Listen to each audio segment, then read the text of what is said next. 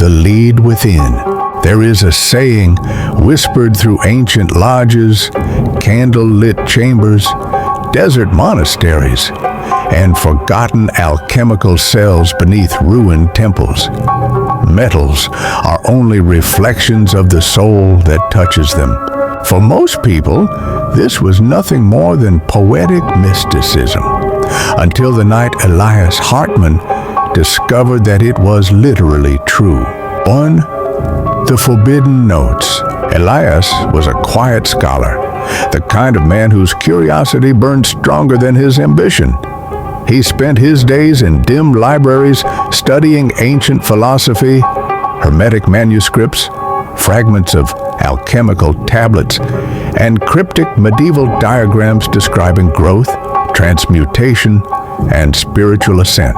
Everything changed the evening he found the Aurea Tabula fragment, a golden-colored parchment sealed inside a cracked oak box.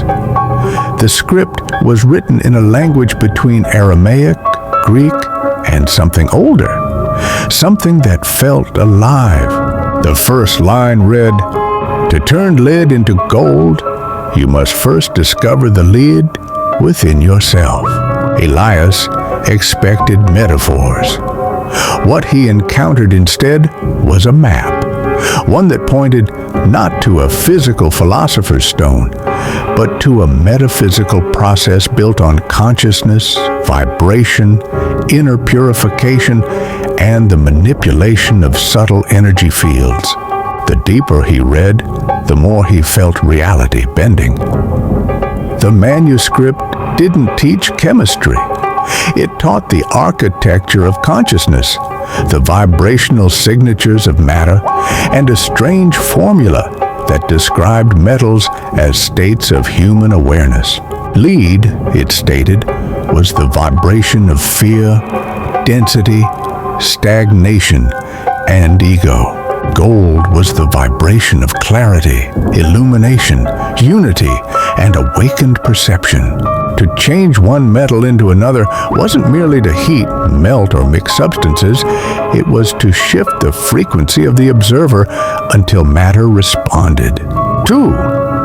Vibration, consciousness, transformation. The manuscript outlined a principle older than civilizations. Matter is obedient to the mind that knows itself. This idea struck Elias like lightning. Every alchemist in history had been trying to turn lead into gold by experimenting on the metal. But the manuscript insisted the opposite. Alchemy begins within the alchemist.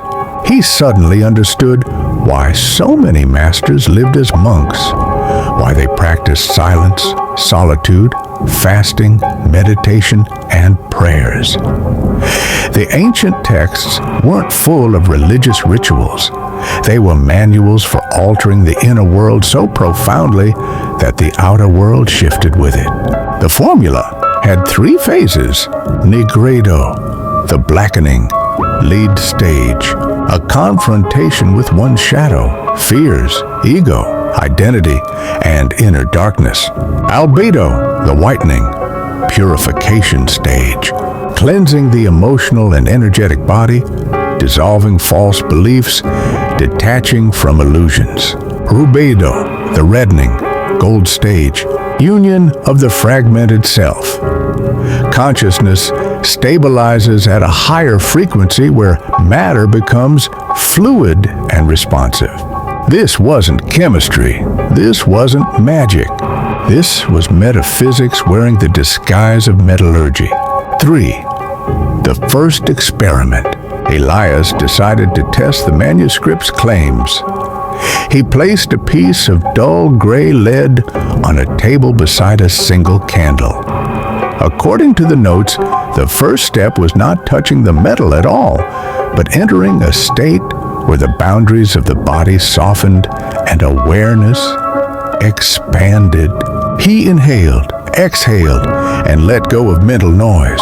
A strange quietness came over him. The manuscript described this as opening the inner crucible.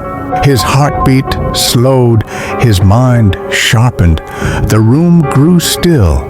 Then, something happened. The lead began to vibrate, not physically, but perceptibly, as if its existence had a sound.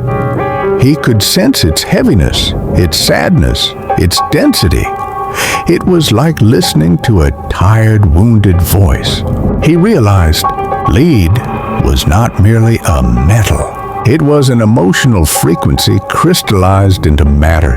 Gold, according to the ancient text, was the highest expression of harmony. So to turn lead into gold, one had to first become harmony. 4. The inner crucible. Elias turned inward, searching for the emotional equivalent of the metal in front of him. Every insecurity, every fear, every heaviness. He found memories of failure, childhood shame, years of doubt, fear of insignificance, all the silent wounds he never admitted to himself.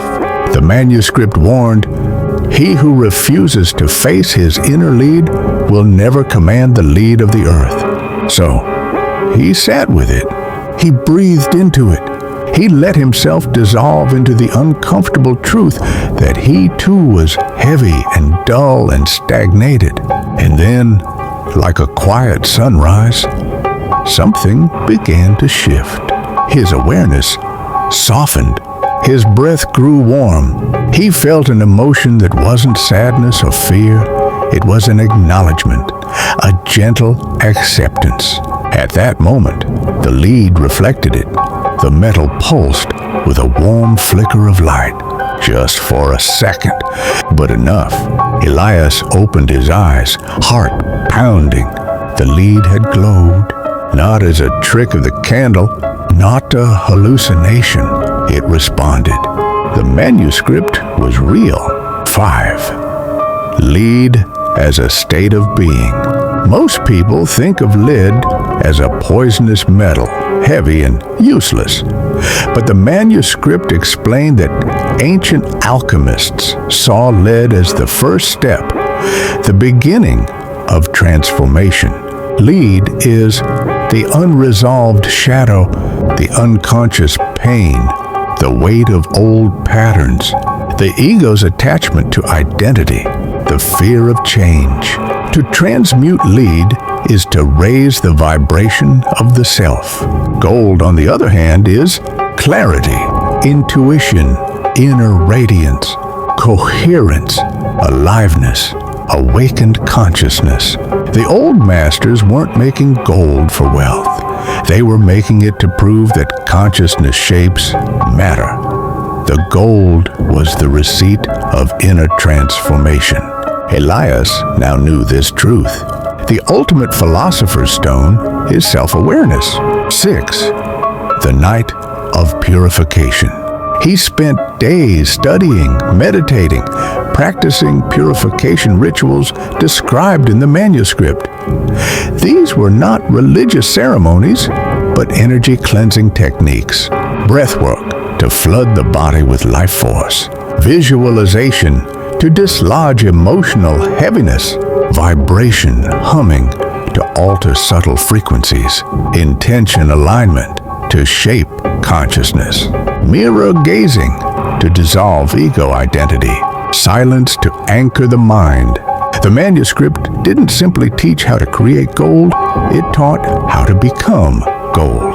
A person vibrating at the frequency of fear could never turn lead into anything. But a mind vibrating at the frequency of unity could turn lead into possibility. It was during one of these purification nights that Elias reached a breakthrough. As he followed the manuscript's breathing pattern, something inside him snapped like a cracked chain. He felt a weight fall away, a belief he'd carried since childhood. You are not enough. When that belief dissolved, it felt like a dark sheet sliding off his awareness. In that moment, the room grew brighter. The candle flame stretched upward like a living creature drawn to something invisible. Then the manuscript itself glowed, its ink shifting, revealing new letters, symbols rearranging as if alive. It was waiting for him to evolve before it revealed the next layer. 7. Matter responds. Elias lifted the piece of lead again. This time, as he entered a state of expanded awareness, the metal didn't feel heavy. It felt like clay.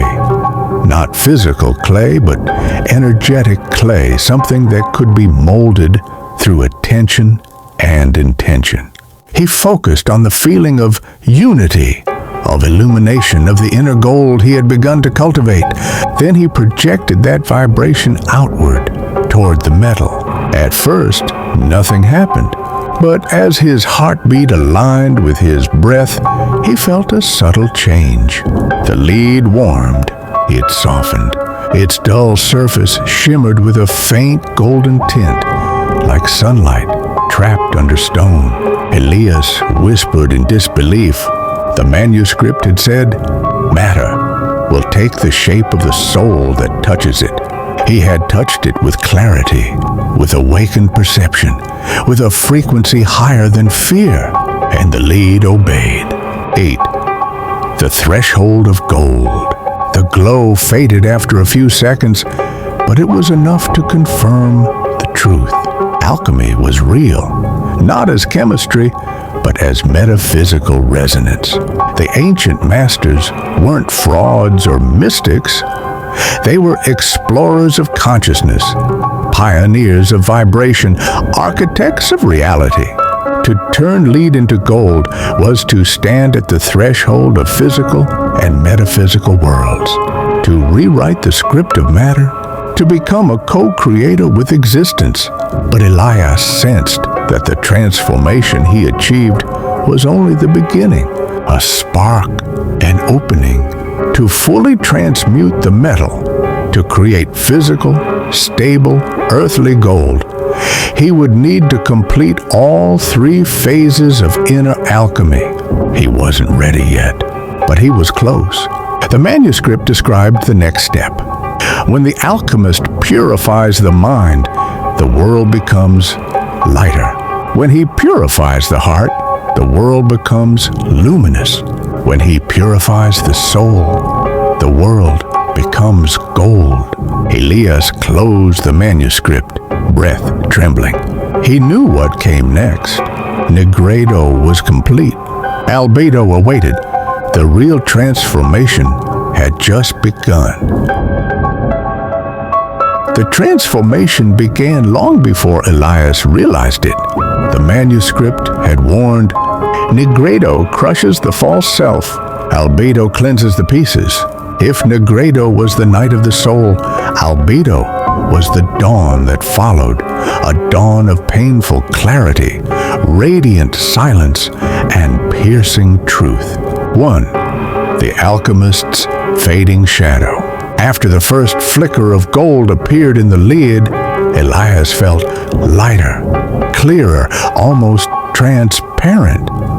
But with that clarity came a new burden, awareness of everything still unhealed within him.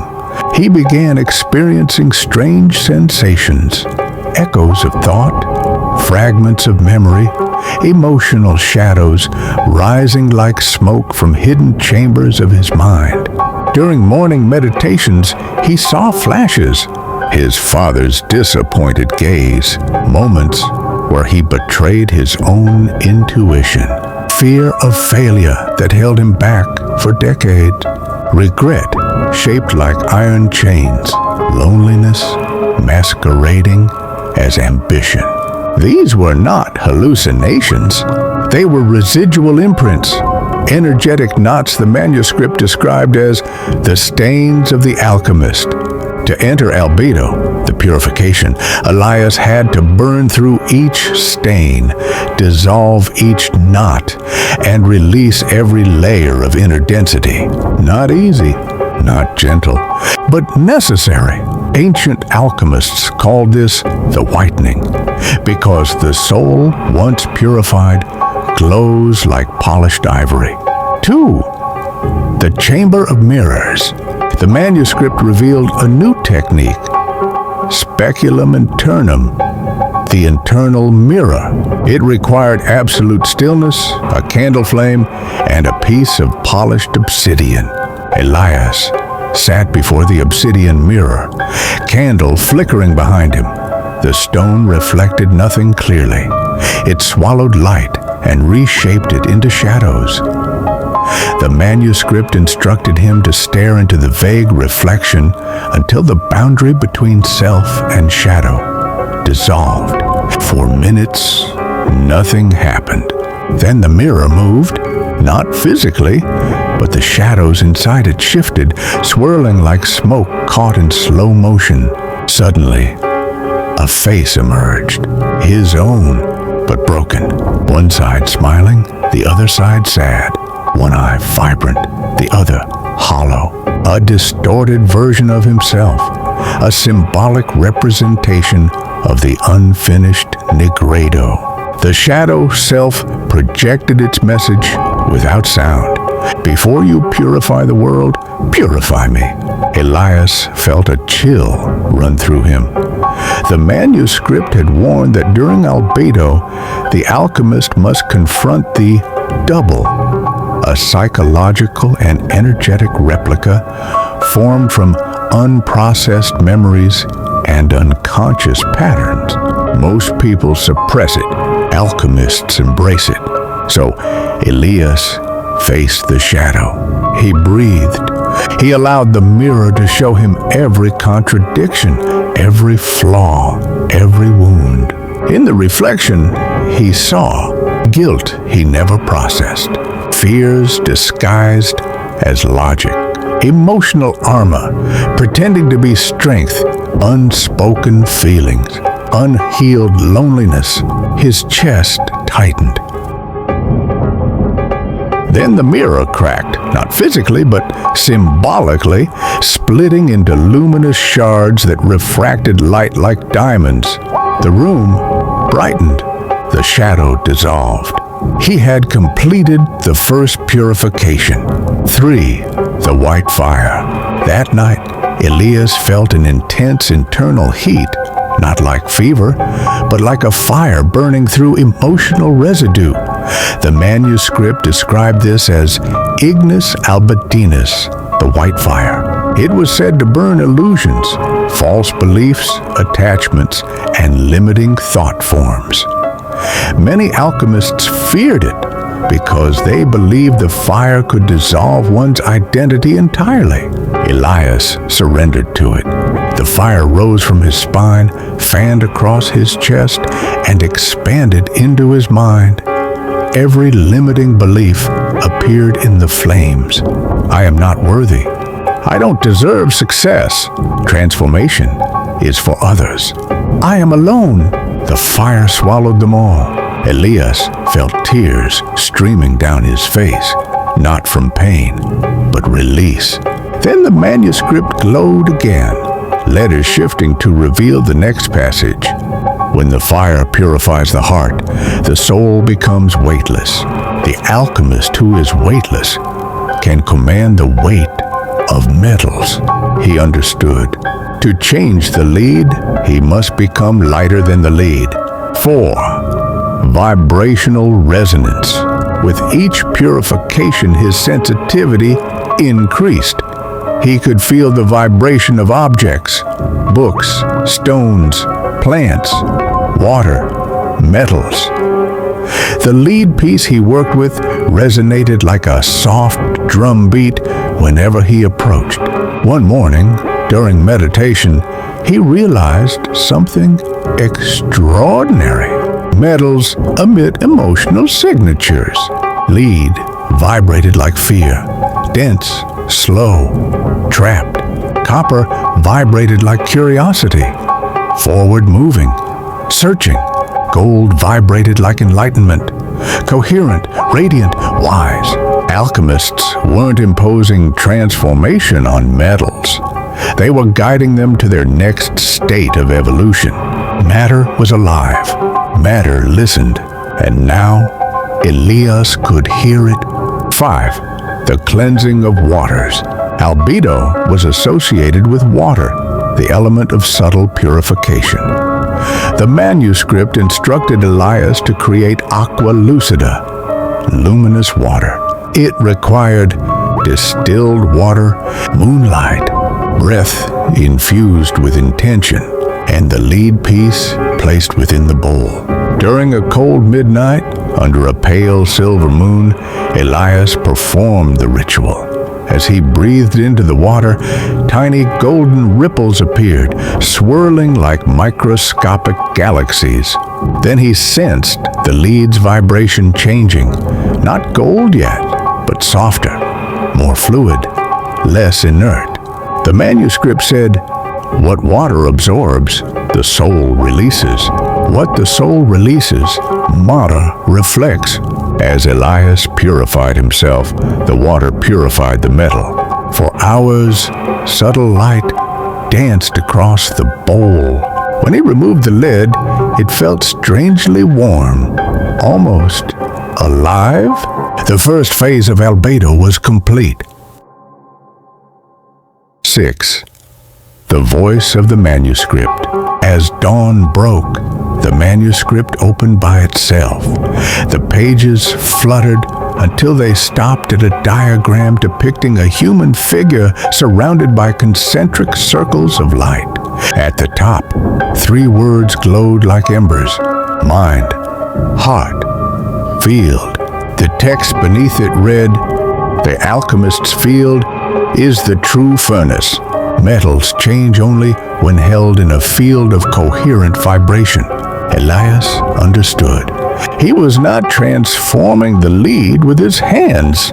He was transforming it with his energy field, his aura, in modern terms, reshaped through purification. The more coherent his field became, the more responsive matter would be. Gold was simply matter in perfect coherence. He needed to become that coherence. 7. Dissolving the ego. The final stage of albedo demanded the dissolution of ego, not destruction. Dissolution, meaning loosening its grip, making it transparent, flexible, weightless. The manuscript instructed him to perform the ritus humilitatis, the ritual of humility. Elias spent 3 days in silence. No books, no experiments, only breath, awareness, and presence. This silence was not empty.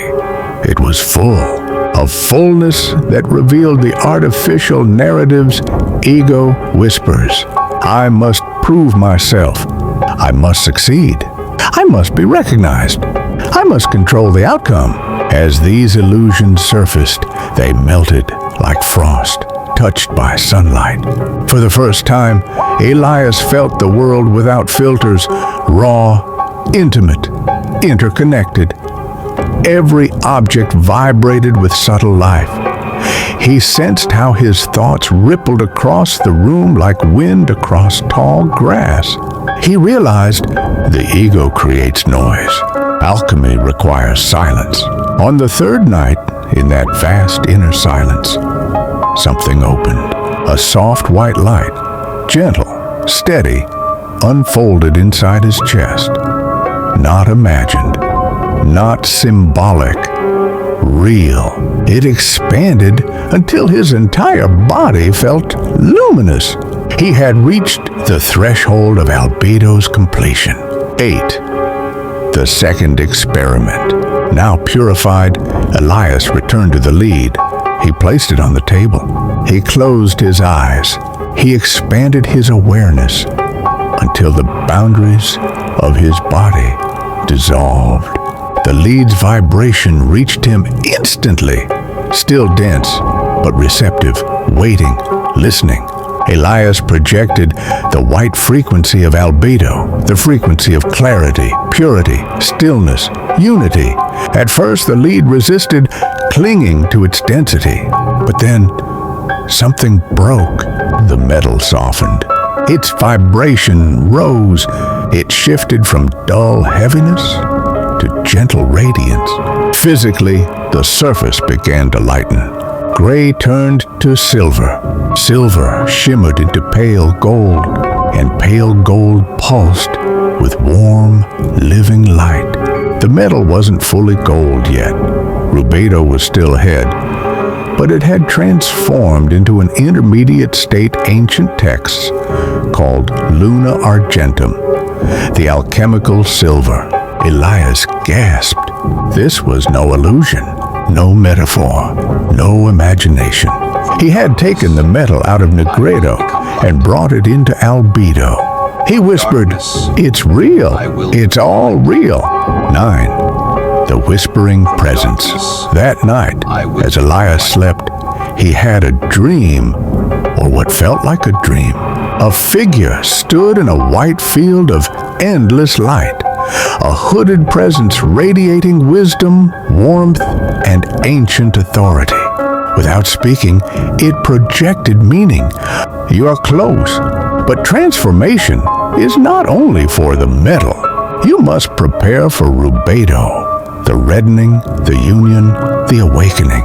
Elias asked in the dream, "Who are you?" The answer vibrated through him. "I am the memory of those who became gold." Then the figure dissolved into light. Elias awoke with trembling breath and a racing heart. He understood. He was not the first to reach this stage. He was walking a path carved by ancient masters who transcended not just matter, but the limitations of the mind. Rubedo, the final transformation, would test everything he had learned. 10. The Dawn of Union. The next morning, Elias felt different, lighter yet stronger, silent yet powerful. His thoughts were sharp, emotions balanced, awareness expanded.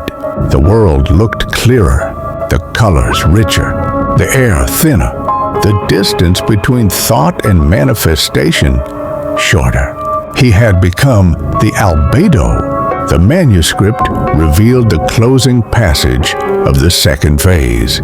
When the alchemist purifies himself, the world becomes transparent. When he walks without shadow, matter bends. When the water within him becomes white, he is ready for the red stone. Elias placed the silver transmuted lead in front of him. Only one phase remained, the most dangerous, the most sacred, the most transformative. Rubedo, the creation of gold. Rubedo, the reddening, was the phase every alchemist feared and desired in equal measure. If Nigredo was the night and Albedo was the dawn, Rubedo was the sunrise that ignited the world. It was not simply illumination, it was union. The union of the divided self, the conscious and unconscious, the spiritual and the physical, the observer and the observed, and above all, the union of the alchemist with the essence of matter. Elias had reached the threshold.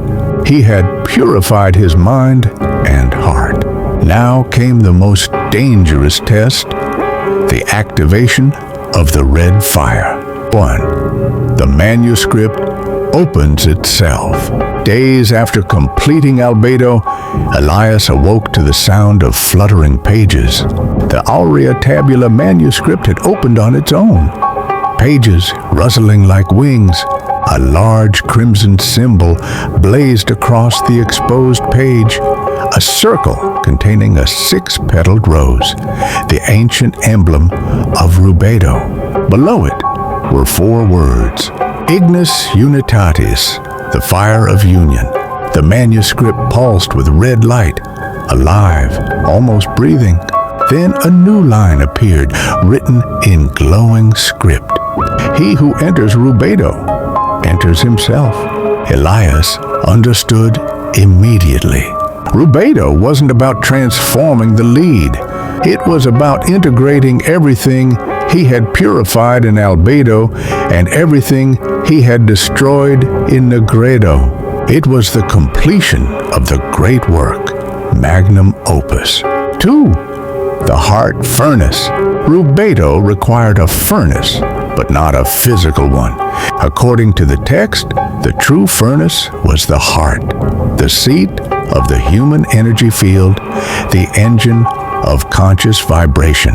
The manuscript instructed slow rhythmic breathing, awareness focused on the sternum, feeling the pulse expand outward, generating heat through emotional coherence, aligning intention with gratitude rather than desire. Elias sat in silence, hand over his chest.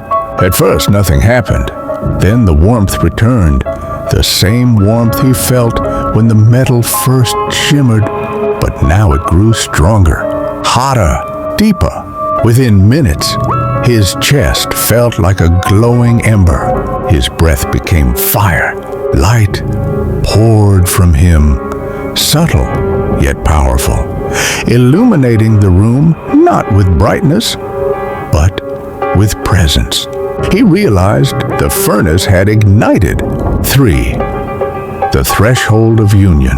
The manuscript stated, "A Rubedo begins when the alchemist vibrates beyond the illusion of separation."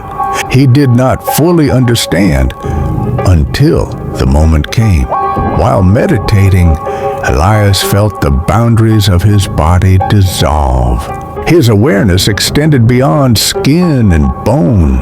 He sensed the walls, the air, the floor, the candle, the furniture, not as objects separate from him, but as extensions of the same field of being. There was no inside and outside. Everything was one vast living fabric. He reached toward the piece of transmuted silver lead on the table. Before his hand touched it, he felt it respond. Not the vibration of fear or density anymore, but the vibration of anticipation, like a child waiting for a teacher. The metal recognized him. Rubedo had begun. 4. The Red Dream. That night, the hooded figure returned in Elias's dream.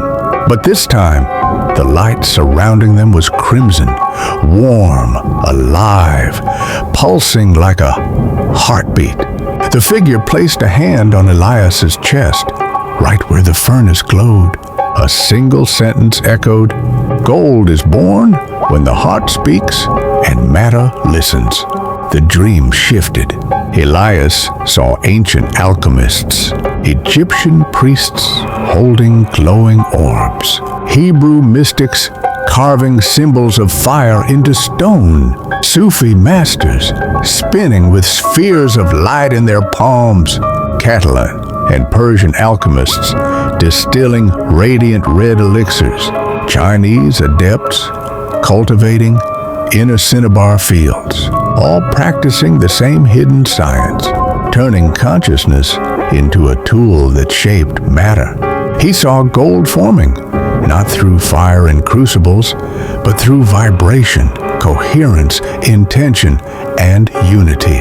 He saw matter responding like clay to awakened awareness. Then the dream collapsed into red sparks, and he awoke with trembling hands. 5. The Union Ritual. The manuscript revealed the final ritual. Conjunctio, the sacred union. Rubedo required the merging of 3 forces. 1. The purified mind. Albedo. 2. The awakened heart. The heart furnace. 3. The will aligned with unity. The red fire. Elias stood in the center of the room, lid peace on the table before him. He closed his eyes and breathed deeply. Inhale, expanding awareness. Exhale, dissolving ego. Inhale, unifying inner and outer. Exhale, activating the hot furnace. The air thickened. The room vibrated. The metal pulsed like a living organism. He whispered the final invocation the manuscript provided. Fiat lux rubra. Let the red light be made. The room exploded into crimson glow. 6. The red fire arrives. The energy surged through Elias's chest and into his arms. It wasn't heat. It was essence. It was consciousness made tangible, radiant, alive. He directed the red fire toward the metal, not pushing, not forcing, simply allowing his vibration to transfer. Instantly, the metal responded. It warmed. It brightened. It shimmered with a soft inner radiance. Then something unprecedented happened. The metal began to lift off the table, slowly, gracefully, as if weightless. Elias felt its vibration merge with his own. Lead and alchemist were no longer separate. Their frequencies intertwined like two flames touching. He understood. This was the sacred union. The moment separation collapsed, transformation became inevitable. 7. The birth of gold. The transmutation wasn't sudden.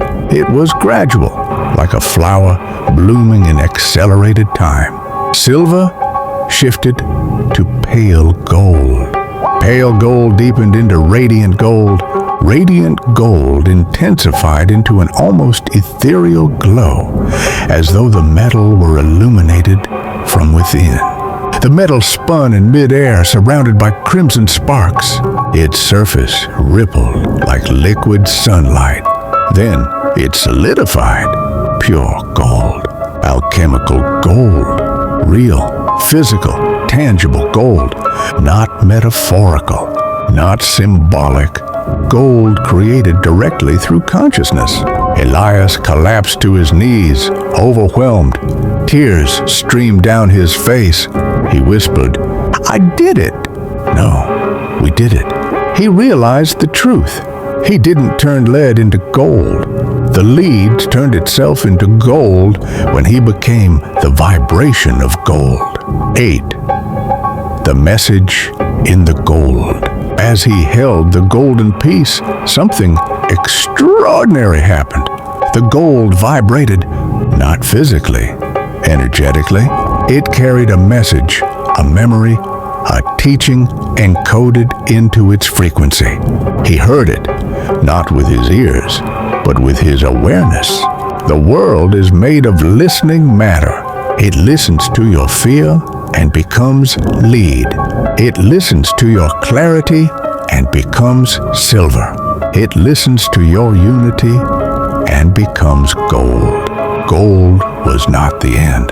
It was the beginning, a doorway, a proof, a demonstration that reality bends to awakened consciousness. 9. The cosmic symmetry. The manuscript glowed again, its final pages now fully visible. It explained that Rubedo wasn't just about transmuting metals. It was about transmuting reality. Gold represented wholeness, unity, self-mastery, coherence, alignment with universal intelligence, the harmonious vibration of the cosmos. The alchemist who completed Rubedo could influence matter through intention, heal by shifting vibration, perceive truths hidden from ordinary awareness, dissolve illusions of separation, communicate with the subtle intelligence of nature, shape probability, sense the heartbeat of the universe. Rubedo wasn't a phase. It was a state of being. The manuscript called it solidificatio, the becoming of the sun. 10. The final revelation. Elias placed the gold piece upon the manuscript. Red light, white light, and golden light merged into a radiant sphere that hovered above the table.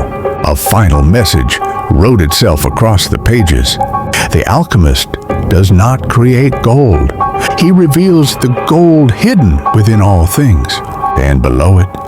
Transformation is not the changing of the world. It is the changing of the one who sees the world. Elias felt his heart expand. He had achieved the great work. But the text added one more line, one that chilled him. When gold awakens, the true test begins. He looked at the golden metal, now glowing faintly like a living star. What test? What awaited beyond Rubedo? Elias did not know, but his journey was far from over. Elias had transmuted the metal, but the metal had also transmuted him. Rubedo was complete, yet nothing felt finished. If anything, the world felt more mysterious, more alive, more intricate than ever before. The piece of gold on the table glowed faintly as though it were breathing.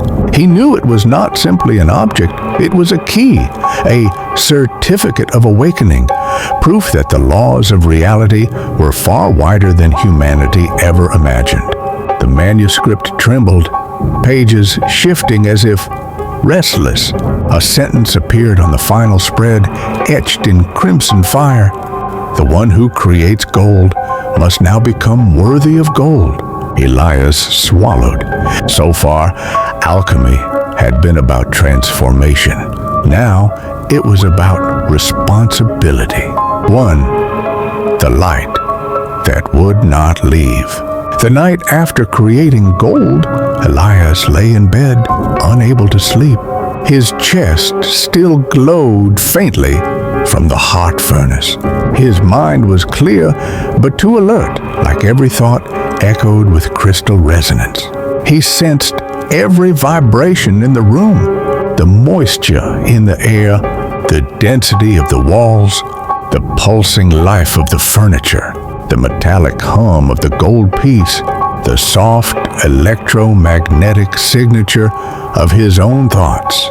His awareness expanded until he perceived the house as a living organism, breathing, shifting, resonating. He whispered into the darkness, "What is happening to me?" A voice, neither internal nor external, responded, "You have retained the red fire." The heart furnace had not extinguished.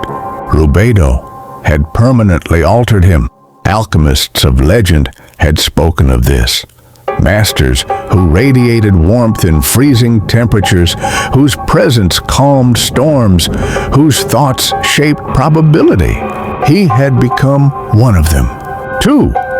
The manuscript's last seal. The Aurea Tabula manuscript flashed with golden light. The final chapter was sealed by a circular sigil. Elias touched it, and the seal dissolved like burning paper. A passage emerged. The great work has two halves, the creation of gold and the creation of the golden self. Elias frowned. He understood the first half, but what was the golden self? The manuscript elaborated. He who achieves Rubedo steps between worlds, but if he does not stabilize, he will be torn between them. Then came a diagram. A human figure split into two silhouettes, one luminous, one shadowed, joined at the heart by a thread of red fire. Beneath it, the integration of power is the final trial. This was the true test hinted before. 3. The two selves. Over the next days, Elias began noticing strange phenomena. When he focused deeply, lights flickered. Water reacted to his emotions. Stones vibrated in his hand. Metal objects warmed near him. His presence softened tension in others. Animals became unusually calm around him. But there were shadows too. Moments of density, echoes of the old self, rose like black smoke from within him. When he thought negatively, the world responded sharply. Objects fell, air thickened, shadows deepened. He was no longer separate from the environment. His inner state rippled outward instantly. For the first time, he felt afraid, not of the world, but of himself. He whispered, Am I becoming unstable? A memory from the manuscript surfaced. Power expands the self, but if the self is not whole, power expands the fractures. He understood. He had purified much, but not all. Nigredo and Albedo had prepared him, but Rubedo amplified everything that remained incomplete. The final trial wasn't about gold. It was about confronting the dual self, the luminous and the shadowed, merging them into unity. 4. The Chamber of the Final Union. The manuscript instructed him to create a sacred circle for the last ritual. Gold at the center, silver around it, water to the north, fire to the south, incense to the east, salt to the west. These elements symbolize the whole spectrum of the alchemist's journey. Elias stood in the circle at midnight. The air crackled with anticipation. The gold piece pulsed in the center like a tiny star. The manuscript revealed the incantation for the final union. Ego, anima, spiritus, unite. He whispered it.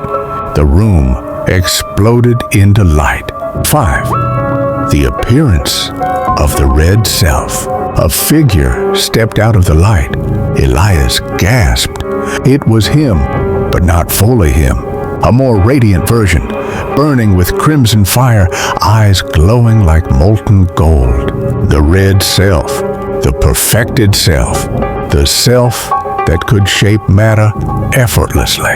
The self born from Rubedo, it spoke without moving its lips. I am what you could be. Elias trembled. Are you my future self? I am your complete self. Then why do you stand apart? The red self's eyes flickered. Because you are still divided. Elias felt the truth strike like an arrow. He had achieved the great work externally. Internally, the work was not yet complete. 6. The confrontation. The red self raised a hand. The room blurred until only Elias and the red self remained. Two consciousnesses suspended in a field of golden energy. You fear your own shadow, it said.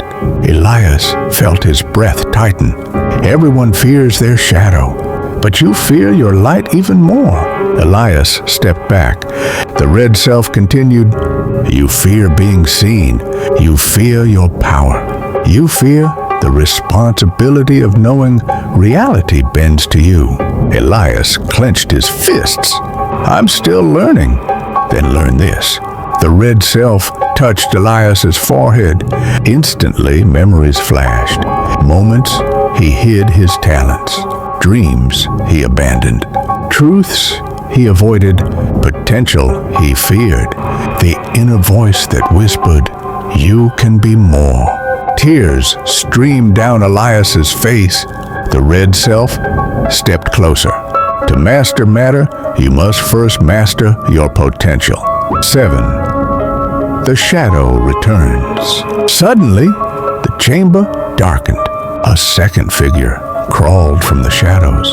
The Nigredo self, the fractured version Elias had faced in the obsidian mirror. But now, it was larger, louder, more emotional, dripping with old fears, old wounds, old doubts. It screamed, you're not ready. You're not enough. You will fail. You are afraid. You cannot hold this power.